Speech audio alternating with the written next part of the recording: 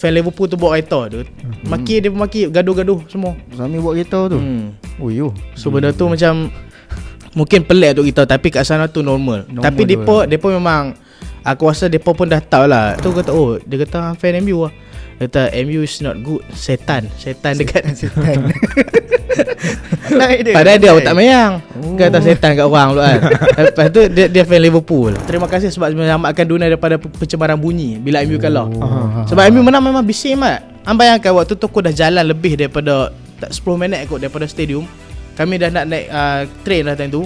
Still banyak lagi fan yang bunyi pasal Ahmad Dalo. Satu badak Manchester. Sekarang ni banyak gila fans MU kata kita kena salin player apa semua, macam Chelsea buat, kena spending apa semua kan. Tak angkat tangan, gaduh lah. Confirm. Memang gaduh lah kat situ. Sebab time tu memang semua tengah panas kan. Kalau memang panas So aku rasa culture tu sama je kot dengan semua tempat. Cuma tengok teruk ke tak teruk.